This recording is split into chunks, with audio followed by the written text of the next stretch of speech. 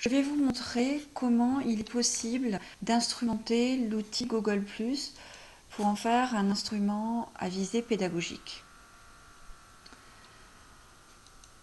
Je vais vous présenter tout d'abord les différentes communautés que j'ai créées dans le cadre de mes formations en français langue étrangère. Intéressons-nous plus précisément à celle-ci qui concerne le théâtre et français langue étrangère, une formation que j'ai animée en université. On peut observer que l'outil Google+ permet de catégoriser les enseignements apprentissage, de créer donc des catégories dans lesquelles il est possible de ranger les activités et les exercices, ce qui est très pratique dans le cadre d'un cours. Cette plateforme de formation constitue un réseau social au sein duquel les différents étudiants et membres interagissent entre eux. Une telle plateforme offre la possibilité de faire vivre le cours en dehors de l'espace classe et de toucher la sphère privée de l'étudiant, ce qui constitue un élément moteur essentiel dans la motivation de celui-ci. Il s'agit donc d'un enseignement à distance qui permet de compléter le présentiel, surtout dans le cadre d'une formation présentielle trop courte.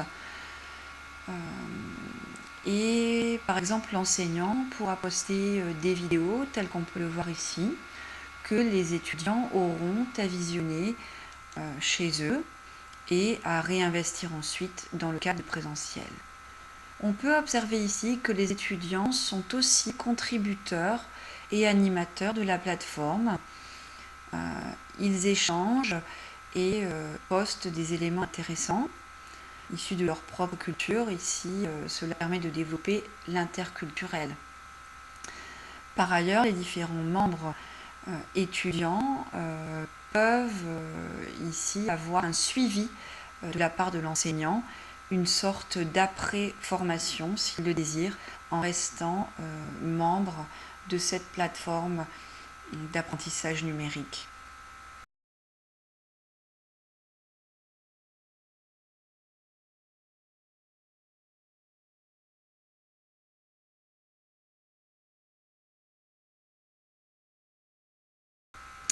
Observons maintenant comment créer une communauté Google+.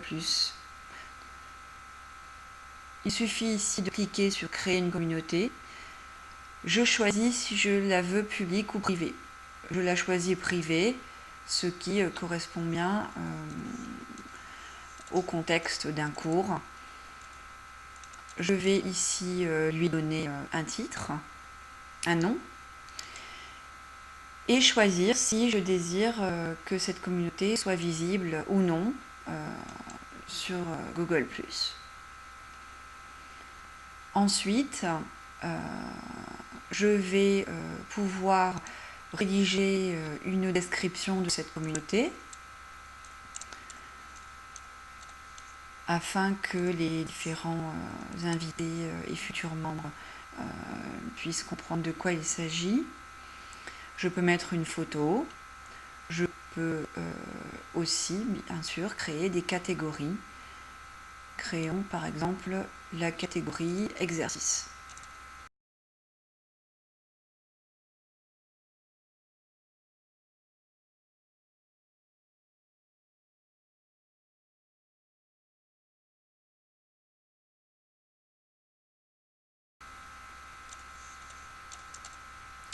Voilà. Je peux aussi développer le contenu de ma communauté, comme on peut le voir ici. Et je peux ajouter des liens. Je peux ensuite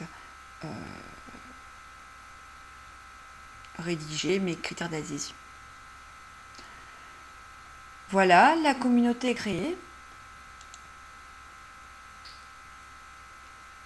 Et je peux inviter des personnes. Donc dans mes cercles, Google, ou alors par adresse mail. Ensuite, j'envoie l'invitation et l'invité choisira ou pas de rejoindre la communauté. Voilà, la communauté est créée et est prête à vivre et à être alimentée par les différents intervenants. Voici maintenant donc qui apparaît ici à côté des autres communautés.